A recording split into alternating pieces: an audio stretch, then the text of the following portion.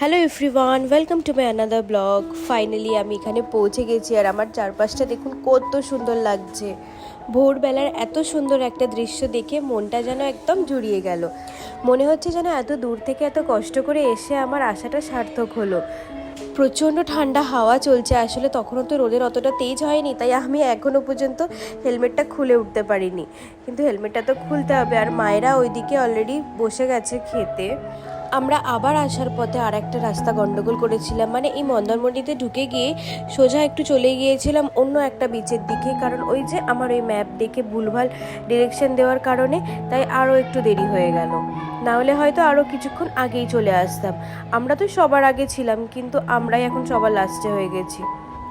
এত হাওয়া চলছে, বিশাল ঠান্ডা লাগছিল, কিন্তু তাও ওই যে জ্যাকেটটা একটু ছোট হচ্ছে তো আমার বিশাল অসুবিধা হচ্ছে, তাই ভাবলাম জ্যাকেটটাকে একটু খুলে নিই, সব গাড়ির মধ্যে রেখে তারপরে গিয়ে শান্তি করে খাবো। আর এই যে আমি এখানে প্রচুর হাঁপিয়ে গেছি। খুঁজে পাইনি, আমার মা এসছে গাড়ি করে, সোনাকে দেখতে পেয়ে গেছি। সোনা, মাকে পেয়ে গেছি।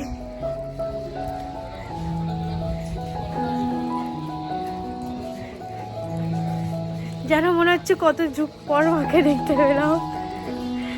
ভাই আমাকে বলছে যেন মনে হচ্ছে তুমি কোনো অন্য দেশ থেকে এলে আর এতদিন পর সবার সাথে দেখা করছো। তা বটে, অনেক ভয়ের অতিক্রম করে আমি পৌঁছেছি, তাই আমার সত্যি সবাইকে দেখে খুব আনন্দ লাগছিল। মনের মধ্যে যা নেগেটিভ থটস আসছিল বাবা।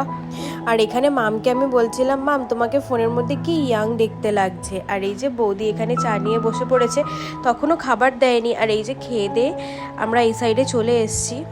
গরম গরম খাবার খেয়ে বেশ গরমই হচ্ছে, আর এদিকে রোদটাও ভালোই চড়া উঠে পড়েছে, তাই আমি সোয়েটারটা খুলে ফেলেছি। আর এখানে আমরা বিচের দিকে যাব বলে রেডি হয়েছি, আর বিচে যাওয়ার আগে সকলের সাথে একটু ভালো করে ছবিও তুলে নিচ্ছি। আর এই যে এখানে বৌদিও রেডি হয়ে গেছে বিচে নামবে বলে।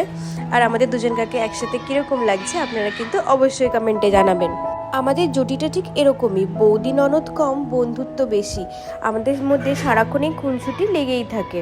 আমাদের সব ফটো সেশন কমপ্লিট করে এই যে বিচের দিকে যাচ্ছি। এক্ষুনি নেমে পড়বো না, কারণ এখন প্রচণ্ড ঠান্ডা আছে। এখন তো অনেকটাই সকাল, প্রায় 8:30 মতো বাজে, তো একটু বেলা হোক 10টা 10:30টার দিকে, তখন চেষ্টা করবো নামার, যদি ঠান্ডাটা একটু কমে। তাই আমি এখন আর চেঞ্জ করিনি, কারণ বিশাল ঠান্ডা হাওয়া চলছে, আর ওই হাত কাটা জামাগুলো পরলে খুব ঠান্ডা লাগবে। আর এই যে এখানে দুই শালিক, এই দুই বোনের আমি নাম দিয়েছি দুই শালিক, সব সময় জোড়ায় জোড়ায় দেখবো একসাথে ঘুরছে। যেখানেই যাবে দুজনে একসাথে, যেখানেই বসবে দুজনে একসাথে, যা খাবে দুজনে একসাথে। আর এইখানে আমি একটুখানি নাটক করে করে নামছিলাম।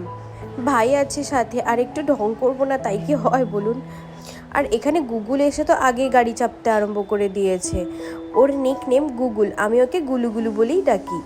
আমার এদিকে ঢং করতে গিয়ে দেখি মায়েরা সব আগে চলে গেছে। আমি তাই দৌড়ে দৌড়ে গেলাম, আর মাকে বলছি চলো মা একসাথে আমরা দুজনে একটু ফটো তুলি। কিন্তু ওই যে মা বলছে তুই আর কত ফটো তুলবি।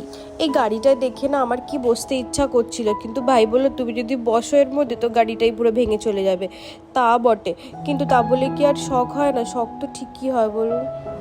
এতটাই রোদের তেজ যে আমি সানগ্লাস পরেও যেন মনে হচ্ছে চোখটার ভেতরে আমার রোদ ঢুকে গেল, তাই মুখটা কুচকে আছে। আর ওই যে মা ফটো তুলতে গিয়ে বললো বিশাল রোদ লাগছে, আমি আর ফটো তুলতে পারছি না। যা, মা তো চলেই গেল, দেখুন এলোই না। মা এখানে ঝোলা ফোলা নিয়ে আসছে, জল আছে আর টাওয়েল আছে, সবগুলো নিয়ে আসছে, ভিজে যাওয়ার পরে যদি লাগে। ঠিক আছে, আস্তে আস্তেই যাবো, দৌড়ে যাওয়ার কি আছে মাম্মা। এ বাবা, সবে চুলটাকে একটু পিছনে করছিল, স্পা করে এসেছি সবে চুলে, একে হেয়ার ফল হচ্ছে, তো 12টা বেজে যাবে। রোদটা ভালো লাগছে, পুরো স্ট্যানের ভয়ও লাগছে। চোখে একটা দিন সারা বছর ধরে আবার টান ক্লিয়ার করে নেবো। চিন্তা চুলটাকে নিয়ে, চুল তো আর নেই, এই 2-4টে চুল পড়ে আছে। এখন ভাটা থাকার কারণে জলটা এতটাই দূরে আছে যে হাঁটতে হাঁটতে আমার মাথা খারাপ হয়ে যাচ্ছে। আর এখানে এত আনন্দ হচ্ছিল কেন জানি না, আমরা তো বিচ ওখানে সব সময়তেই পাই, তবুও কেন জানি না এখানের বিচে এসে এতটা আনন্দ লাগছে। হ্যাঁ, এটা কিন্তু ঠিক, কলকাতা মানুষের কাছে এই সব জায়গাগুলো যেন একটা আলাদাই আবেগ। যতই আমরা ঘরের পাশে বিচ পাই না কেন, এখানে এসে এইসব জায়গায় এলে খুবই মজা হয় আর খুবই আনন্দ হয়। আর তাছাড়া এই যে ফ্যামিলির সাথে, আর সাথে যদি মাম থাকে তাহলে তো আর কোনো কথাই নেই। মাম এখন মামের অভিযোগগুলো মাকে জানাচ্ছে যে এই যে হাওয়ায় নাকি মামের জামা উড়ে যাচ্ছে। আমি তো বলেছিলাম যে তুমিও একটা প্যান্ট আর টি শার্ট পরেই নাও, কিন্তু মাম বললো না, অনেকটাই বয়স হয়েছে, এখন আর আমাকে ওইসব মানাবে না। যাই একটু হাওয়া খেয়ে নিই, ওইদিকে গিয়ে বসবো। খুব শীঘ্রই দেখা হচ্ছে পরের একটা পার্টে।